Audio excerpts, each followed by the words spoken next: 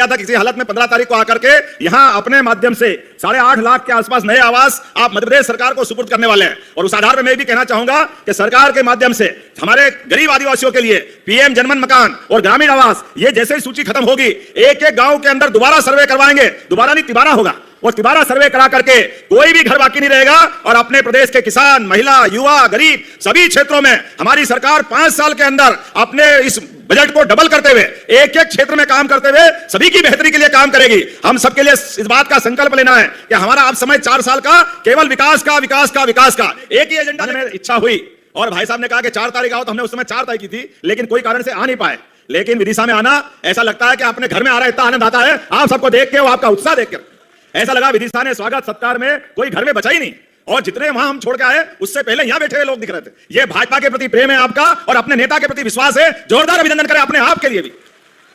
यशस्वी प्रधानमंत्री श्रीमान नरेंद्र मोदी जी, जिनके नेतृत्व में हमारे लिए आज एक भारत दुनिया में अलग प्रकार का देश बन रहा है, और जिनके आधार पर माननीय भाई साहब आज ही हमने अपनी सरकार के 4 मिशन में से माननीय प्रधानमंत्री जी के शब्दों में इस प्रदेश और देश की उन्नति करने के लिए केवल 4 श्रेणी है: गरीब, महिला, युवा और किसान। मुझे इस बात की प्रसन्नता है कि अपने इस प्रदेश के अंदर युवा मिशन की पहले हमने शुरुआत की और आज गरीबों के मिशन की शुरुआत की है। मैं आपको बधाई देना चाहता हूं गरीब मिशन के माध्यम से। और आज जो यहां सौभाग्य का पिटारा खुला है, कल्पना करो कोई का एक मकान बन जाए तो धन्य हो जाता है, और हमारे लिए सौभाग्य की बात है, ये तो बहुत आनंद की बात है कि हमारी तो चारों उंगली घी में और सिर कढ़ाई में आनंद में डूबा हुआ है। यह अपने बीच में माननीय शिवराज जी भाई साहब ने यहां विकास के नए नए कीर्तिमान बनाते हुए गरीब से गरीब आदमी के जीवन में बेहतरी करने के लिए लगातार कामों का सिलसिला चालू किया था, और बात का काम मेरे जुम्मे दिया। माननीय प्रहलाद जी भाई साहब हमारी मदद करने दिल्ली से यहां आए, और अब शिवराज जी भाई साहब फिर लगातार सौगात दे रहे हैं। जोरदार अभिनंदन करो माननीय शिवराज सिंह जी चौहान का।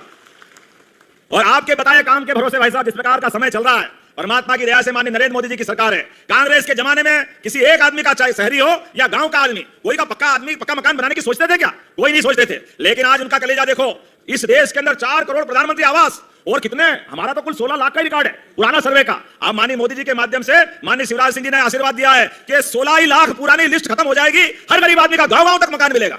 इसको कहते हैं 16 लाख। एक मकान में 5 आदमी निवास करते हैं मोटे तौर पर, और 16 पंजे 80, इसको कहते हैं आज के जमाने में 1 करोड़ लोगों के छत का आसरा देना। ये कोई नहीं कर सकता, ये मोदी जी और भाजपा वाले ही कर सकते हैं। जोरदार अभिनंदन करो माननीय मोदी जी का एक बार फिर।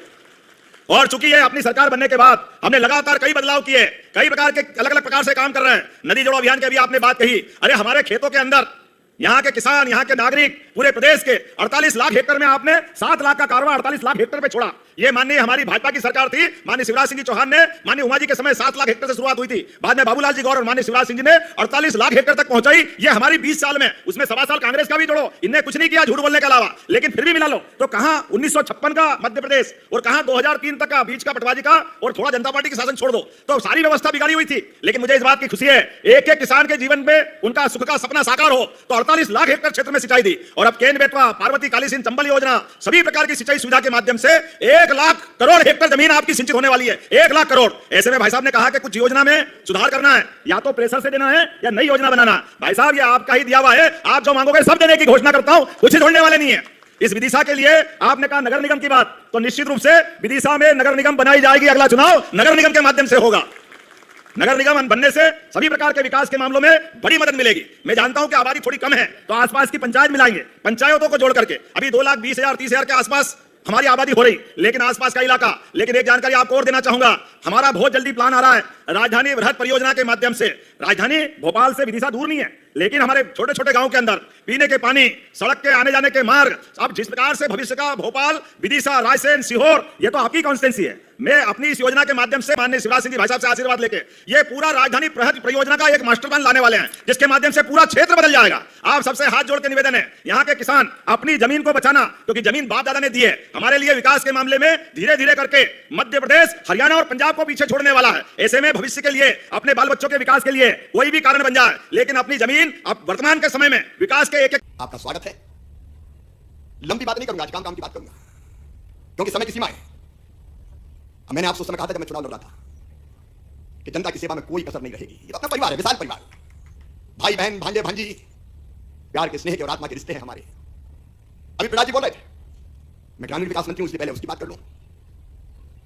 मेरे बहनों और भाइयों, प्रधानमंत्री नरेंद्र मोदी जी भारत को भगवान का वरदान, और उनका संकल्प है हर गरीब को पक्का मकान, और संकल्प को पूरा करने में ग्रामीण विकास मंत्री के नाते मैं कोई कसर नहीं छोड़ूंगा। उनके मार्गदर्शन में हर एक का पक्का घर बनना चाहिए। मैंने उस समय भी कहा था, और अब तो विभाग ही मेरे पास है, तो यहां का सर क्यों छूटे? और इसलिए प्रहलाद जी अभी बता रहे थे, मोहन जी से चर्चा हुई, प्रहलाद जी अभी कह रहे थे मकानों के बारे में। प्रधानमंत्री जी के तीसरे कार्यकाल में अभी सितंबर में 3,68,500 मकान हमने दिए थे, लेकिन 3,68,500 से अपना काम पूरा नहीं चल रहा। पूरे देश में मकान बनाना है, लेकिन जब पुजारी जी प्रसाद बांटते हैं तो अपने दिख जाती है तो मुट्ठी थोड़ी खुल जाती है।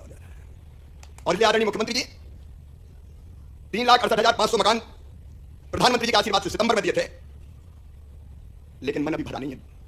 आपको देख के दिल है कि मानता नहीं, और इसलिए आज उसमें 8,21,190 मकान और जोड़े जा रहे हैं। मतलब 8,21,190 मकान इसी वित्तीय वर्ष में, अभी जनवरी चला, वित्तीय वर्ष खत्म हो जाएगा मार्च में, इसी वित्तीय वर्ष में मध्य प्रदेश को और दिए जा रहे हैं ताकि तेजी से मकान बन जाए। बताओ हर गरीब का मकान बनना चाहिए कि नहीं? ऐसे मरी मराई आवाज में बोलना, बनना चाहिए कि नहीं? तो जिनके रह गए भैया ये 8,21,000 मकान उनको मिलेंगे। इनमें विदिशा का भी नंबर है, अपने जिले में भी, रायसेन में भी, पूरा मध्य प्रदेश में। और इन मकान इसके बाद जो आवास प्लस की सूची है आपकी, उसमें 8,21,000 और रह जाएंगे। तो ये 8,21,000 को आज और 8,21,190 अप्रैल मई के महीने में दे दिए जाएंगे। ताली जोर से तो बजाओ, मरी मरी बजा रहे।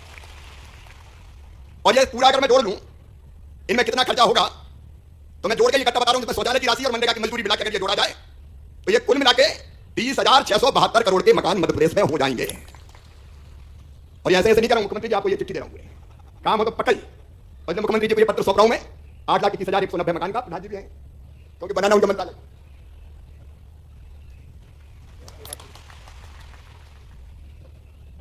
लेकिन एक बात और, इसमें ये प्रहलाद जी केवल 11 लाख नहीं हुए, पीएम जनमन के भी 1,59,104 मकान आपको और दिए। तो ये अगर कुल आप जोड़ेंगे तो 11 लाख, 11.5 लाख में 12 लाख में और आप जोड़ेंगे तो लगभग 14 लाख मकान एक साल में मध्य प्रदेश को दिए जा रहे हैं। आज तक कभी नहीं हुए। नया सर्वे प्रारंभ किया जा रहा है, जिनके कच्चे मकान रह गए उनका सर्वे प्रारंभ हो गया है। एक एक गरीब का सर्वे में नाम जोड़ के उनको पक्का मकान दिया जाएगा, कोई चिंता ना करें। और नया सर्वे यहां की टीम ने शुरू किया होगा। 3 उसमें हमने और अपात्रता की शर्तें थी वो हटा दी। नंबर 1, पहले स्थिति यह थी कि कोई के पास मोटरसाइकिल स्कूटर होता था तो उसका नाम पीएम आवास योजना में नहीं जुड़ता था, किसके पास तो वाहन है। अब भैया बिना मोटरसाइकिल स्कूटर के तो मजदूरी करने नहीं जा रहा आजकल।